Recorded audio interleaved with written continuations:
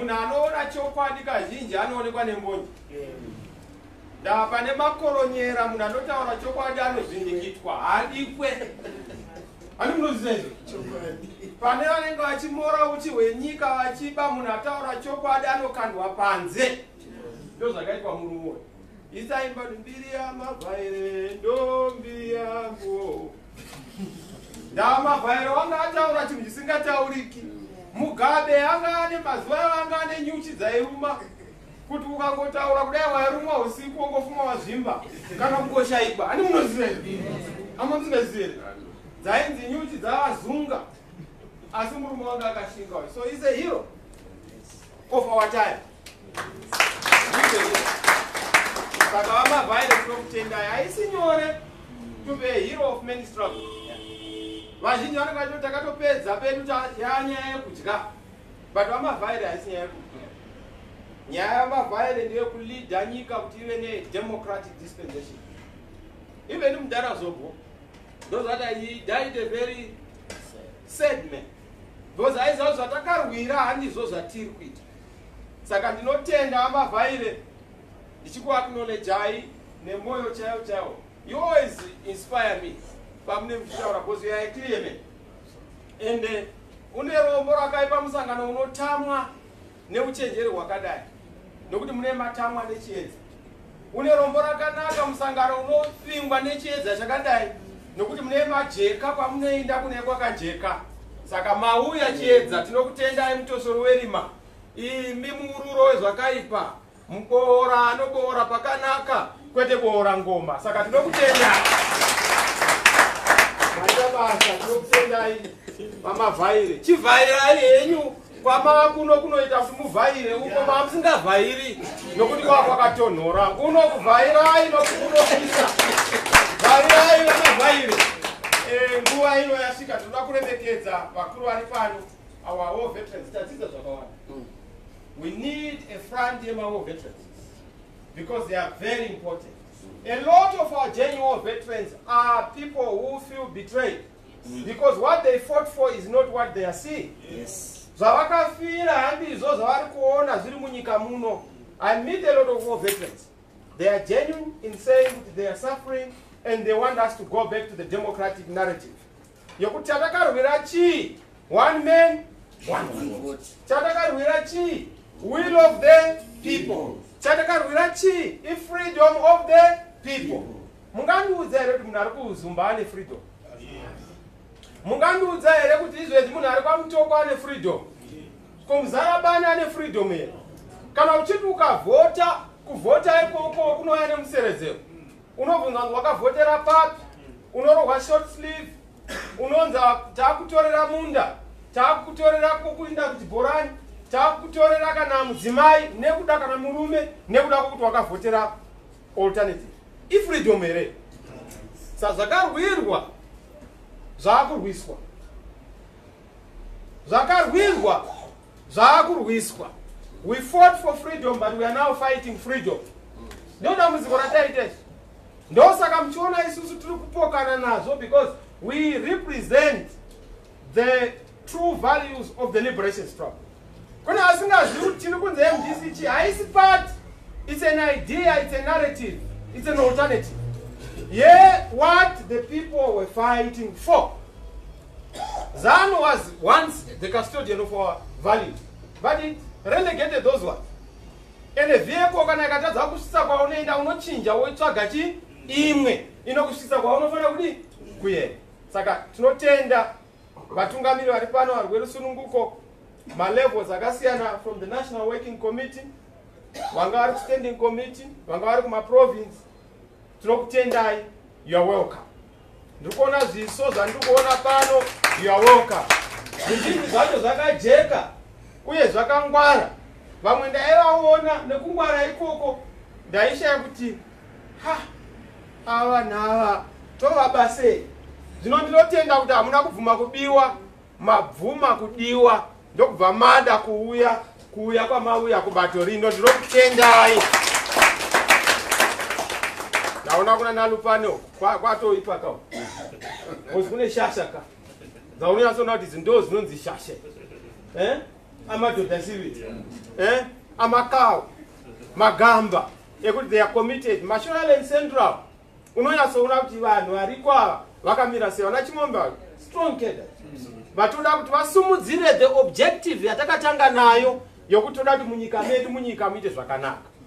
So yes, we have a trust in this party. Our trust, Mama Vai, number one, we are going back to the liberation narrative. Takuenda kunotora kunokoka from the liberation agenda yakasiwa pachena nokuti ZANU-PF has abandoned the liberation objective. ZANU-PF is no longer representing the liberation struggle. The liberation struggle has been hijacked and left halfway. Yaka hijackwa. Because hakuna liberation nokutaura kuti vashoma ndo vanofana kuguta. Hakuna liberation nokutaura kuti mtown ndo ama vendors who are genuinely working kuti vawane kurarama. Hakuna genuine liberation nokutaura kuti it's about power. Even vanhu vavhota iwo unoenda unoti vote iyo haina basa. Chine basa ipfungwa dzangu. Hakuna liberation yakadaro. So we have a task yokusumudzira Chimurenga kuti chiende kupi kumberi. Isu party inoi nyaya yema-freedom fighters is very important. Toda kuidzorera kuti inoita connect with the liberation fighters. So yes, tatokopaka kugara nakaona dzevamwe zvamataura ipapapa kana muchipomerana mupomerane zvakaipa munopomerana zvakanaka. Saka tipomerei nyaya yema-freedom fighters takutoipinza mubumbiro redu so that we have a wing inomirira our freedom fighters and war veterans so that we are able to move forward.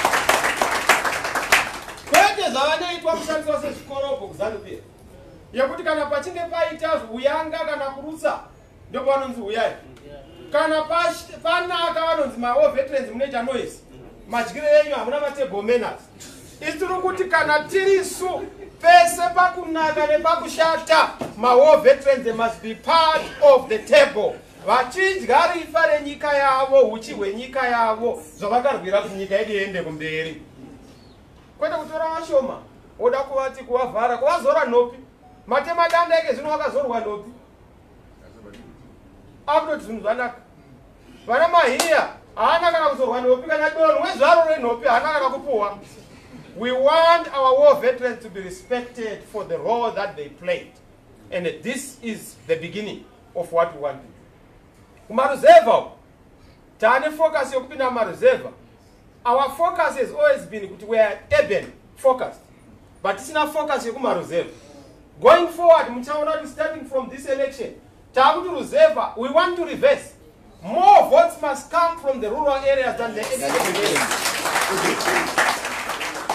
Why? Because we connect with them.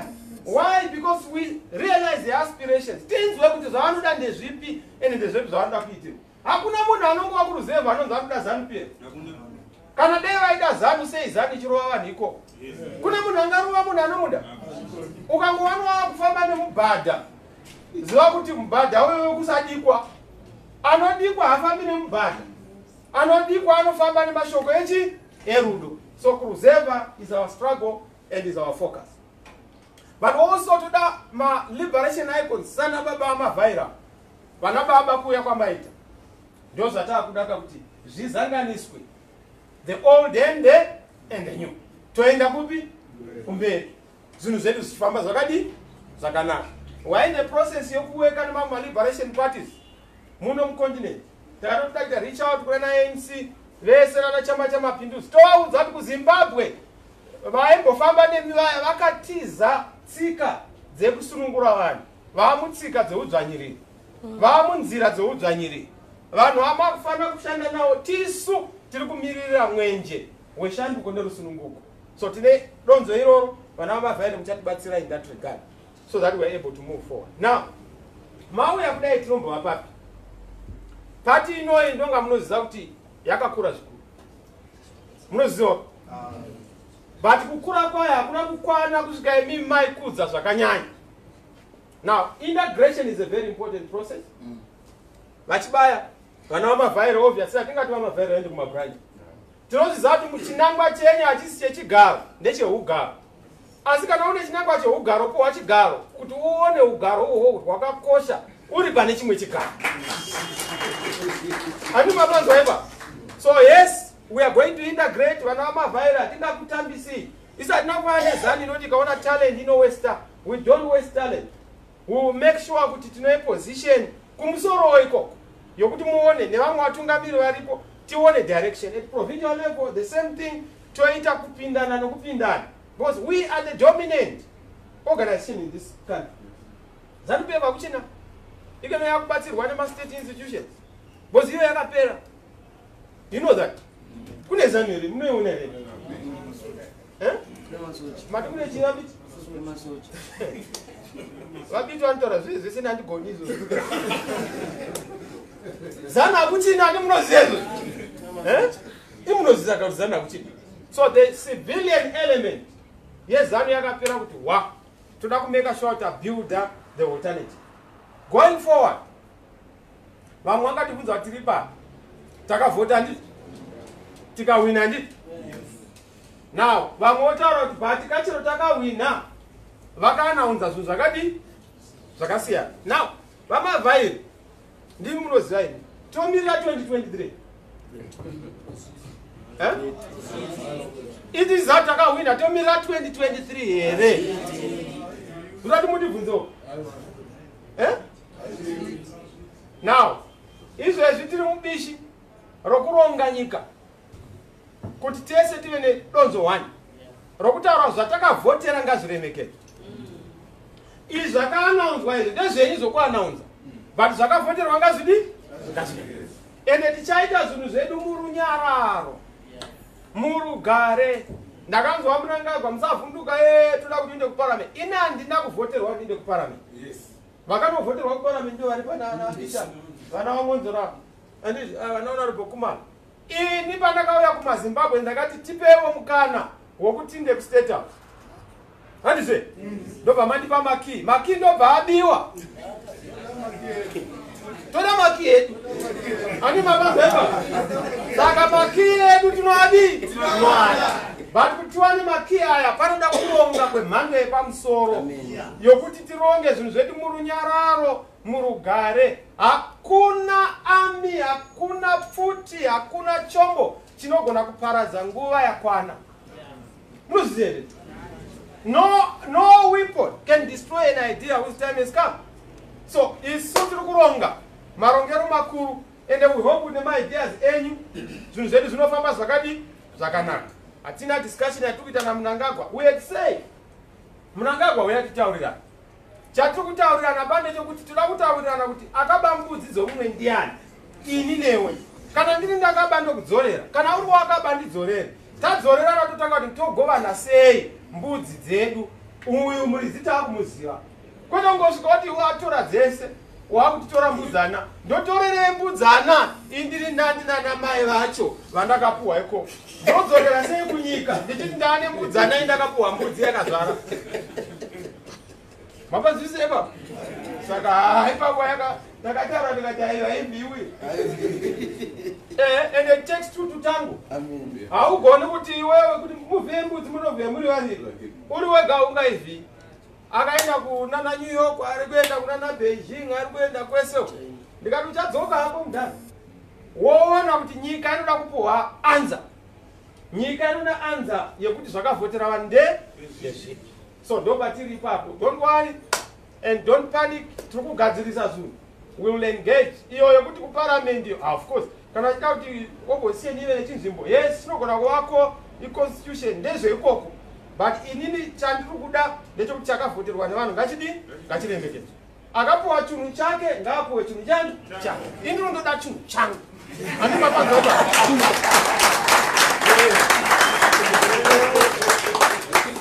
Ndoda chinhu chani? Chandakapuhwa nani? Navanhu. Iye akatora chinhu changu. Handima panzota. Ndotiri kuti Mnangagwa dzora chinhu chani? Changu. Ndokwatiri kuendepo. Chinhu chevanhu ngachidzoke. Chinhu chani? Chedu. Ndopatiri pa. So nzwisisai where we are. Isu tine 5 issues dzatiri kuemphasize dzoda kugadziriswa. Number 1, ngatiwirirane kuti hatidi kuti vanhu vavhota izwi ravo rotadza kuva nebasa. The voice must count. The vote must come.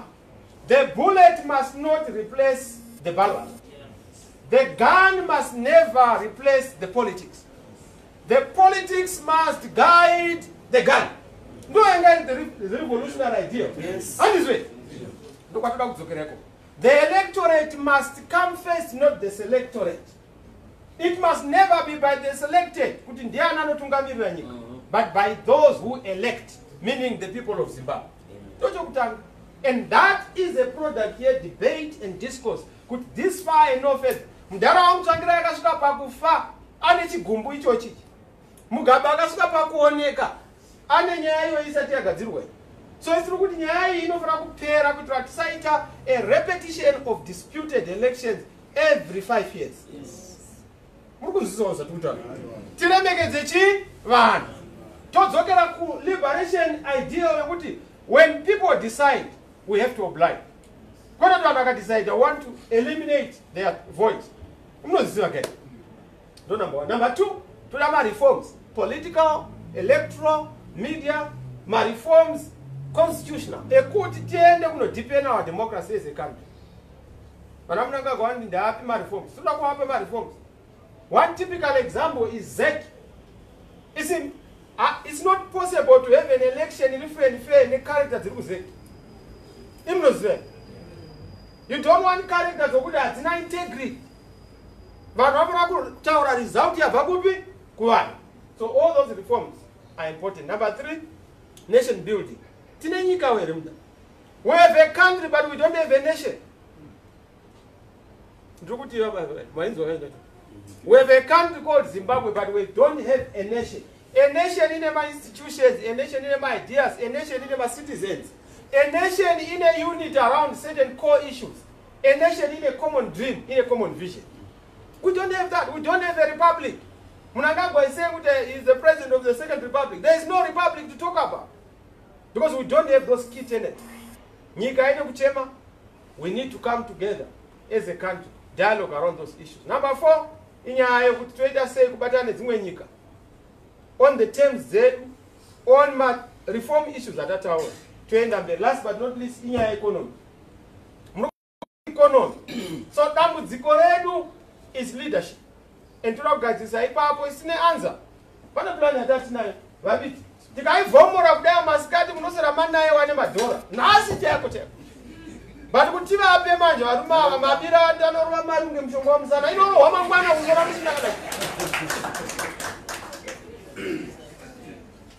one of them was a major.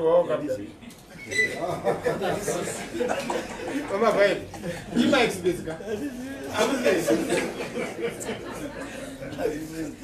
What is it? I want a dosage. Put that one. Follow the one, which I see by your overwhelmed. That's the problem. Yeah, you run away appetite. That's what you want to black market. Don't lose it. And that's why they can't correct it because a problem can't be an answer. A question can never be a solution. Even they have to be helped with because what they can only do is to open another new hole in order to fill up this old hole. Those are not going to it. And we have to stop that with Nigeria and the by the way, the future is very bright. No man can ever stop an idea whose time has come. Yes, they can cheat electoral figures, but they cannot cheat economic figures. Yes, they can have command agriculture, but command economy hakuna because the economy is its own commander. You know, I'm not commanded by anyone. So where we are, we just have to be ready. We just have to organize ourselves. We just have to make sure.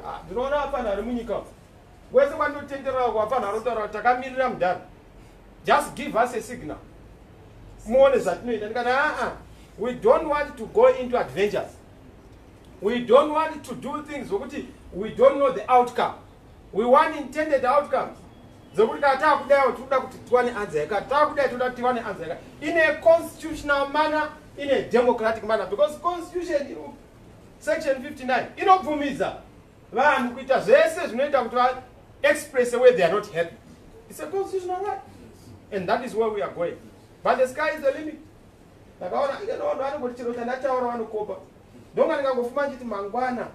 toda kunobata vanhu chibharo vanokutangira nhasi manheru iri intention che ndakaona patakangoti clean up vapinda muclean up patakangoti kuita mathank you rallies nechirungu chacho kutobva vakopa kuti mathank you rallies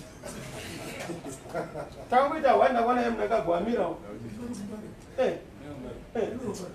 you see kuti anenge akuteera kwese kwatinoenda but hazina kushata kana uri munhu anoda kukopawo zvakanaka zvinhu zvakanaka but tungotaura kuti havana originality to move this country forward ikananzanikwai clean up ada kuti taofuti clean up yatakangoti kuita iyoyo mangwana chero tikatoda kuponda mangwana unotoona waponda tikatoda kuita zvakashata zvakadii vanotozviita so we have to make sure kuti we lead in a good way tisaita zvakadii zvakashata anyway ndinokutendai thank you for coming I hope I've tried to shed light on the trajectory yatikutora vanhu vese vari muno munonatso kuti tikacontributa tese a victory certain atakawina we must first reclaim the 2018 anditika yatakawina 2023 walk over boza baba chachiri chinhu chatachingonosumudzira chamudhara saveka kuzoti tagedhe pasina munhu kudayo tinogoisa mangwanani richingonzi tsvere tagoisa that's why we've said kumarural areas door to door village to village toda kumeka sure kuti we win these elections dzese dzinoitwa muno muresounding so that atiite kana by election kana chinowinwa neZANU-PF why should the illegitimate win an election vanhu vari clear munyika hamusi clear here handizve so welcome to the family yechinja welcome tinokutendai this is your family baba vamavhaire neteam tinokutendai vachitando thank you very much we are going to use your capacities your resources kuti zvinhu zvedu zvifambe zvakadi zvakanaka thank you very much may God bless you zvinhu zvedu zvinofamba thank you very much tinokutendai maita basa I think tinofanira kutorwa picture handizve totorwa picture yekutenda kuti mauya zvinhu zvichiita zvakadi zvakanaka so handizivi ndiani kwari pano angatibatsira pana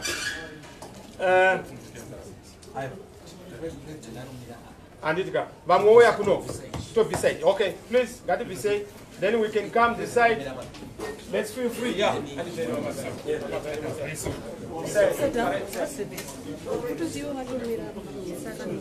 What is the where is stood? I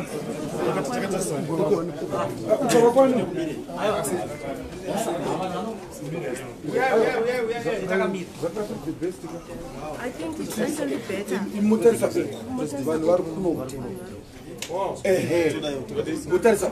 Vanhu vari kuno ndokuti mukwata vanhu vakwanga vari then muuya panapa vanhu vomira manje aiwa zvino ngatigare kudati leadership saka instead of sitting down tetakumira so you occupy less space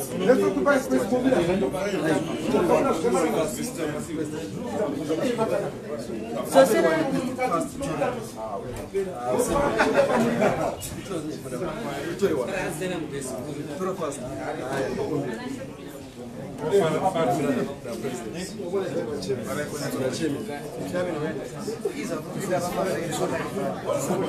right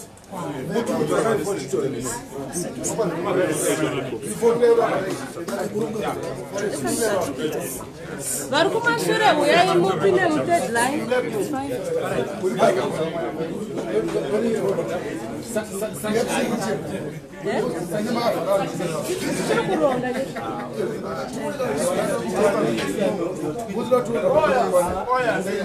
musaungane apa nditi mudati tese tiende nechekumashure handiti so that tinobuda tese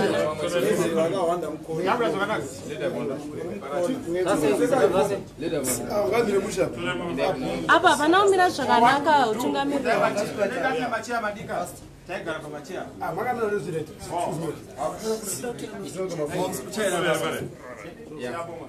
Are you part of Parutorama photos?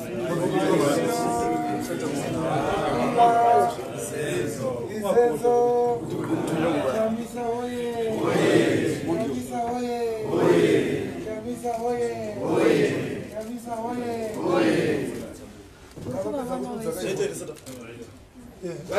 Thank you very much. Thank you. Thank you.